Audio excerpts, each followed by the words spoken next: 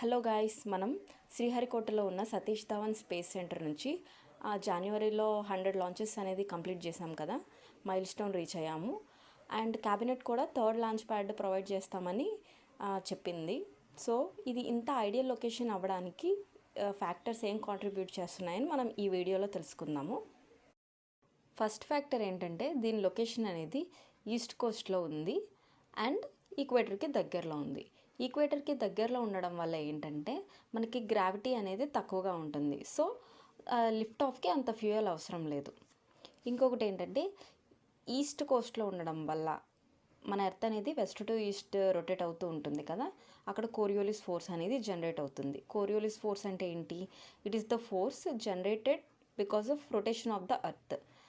ఆ ఫోర్స్ వల్ల ఇక్కడ లాంచ్ చేసింది ఇలా డిఫ్లెక్ట్ అవుతాయి అన్నమాట. ఐటమ్స్ ఈస్ట్ వర్డ్ డిఫ్లెక్ట్ అవుతాయి. సో ఆ ఫోర్స్ వల్ల ఏంటి, శాటిలైట్ అనేది ముందుకు పుష్ అవుతుంది అనమాట. మనం చూసుకున్నట్టయితే చాలా కంట్రీస్ రాకెట్ లాంచింగ్ స్టేషన్స్ అనేది ఈక్వేటర్కి దగ్గరలోనే ఉంటాయి. మెయిన్ రీజన్ ఏంటంటే ఇట్ సేవ్స్ ఫ్యూయల్ ఎఫిషియన్సీ ఉండడానికి మనం ఈక్వేటర్ దగ్గర రాకెట్ లాంచింగ్ స్టేషన్ అనేది ఎస్టాబ్లిష్ చేస్తాం. ఇక్కడ సెకండ్ ఫ్యాక్టర్ ఏంటంటే with stands intense vibration. Rocket launch చేసినప్పుడు అది చాలా ప్రెషర్ అనేది క్రియేట్ చేస్తుంది ఆ ఎర్త్ మీద. సో శ్రీహరికోటలో ఉన్న సాయిల్ కానీ హార్డ్ రాక్ కానీ చాలా సూటబుల్, ఇవన్నీ తట్టుకుంటాయి అన్నమాట ఈ వైబ్రేషన్కి. థర్డ్ ఫ్యాక్టర్ వచ్చేసరికి it is surrounded by the water. ఇటు సైడ్ వచ్చి బే ఆఫ్ బెంగాల్ ఉంటుంది, అదర్ సైడ్ వచ్చి పులికాట్ లేక్ ఉంటుంది. ఇఫ్ టెక్నాలజికల్ ఫెయిల్యూర్ వచ్చి అది డిస్మాంటిల్ అయిపోయినా ఇటు వచ్చి బే ఆఫ్ బెంగాల్లో పడుతుంది. No threat to human life.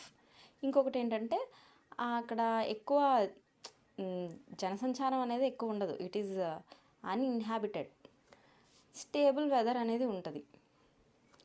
ఈ రీజన్స్ వల్ల మనం ఈ రాకెట్ లాంచింగ్ స్టేషన్ అనేది ప్రైమరీగా వాడుతున్నాం అన్నమాట. అందుకే 3rd లాంచ్ ప్యాడ్ కూడా ఎస్టాబ్లిష్ చేయడానికి అప్రూవ్ చేశారు. ఈ 3rd లాంచ్ ప్యాడ్ అనేది next generation launch vehicle and GSLV Mark 3ని లాంచ్ చేయడానికి యూజ్ చేస్తారు. ఆల్రెడీ 2 ఉన్నాయి.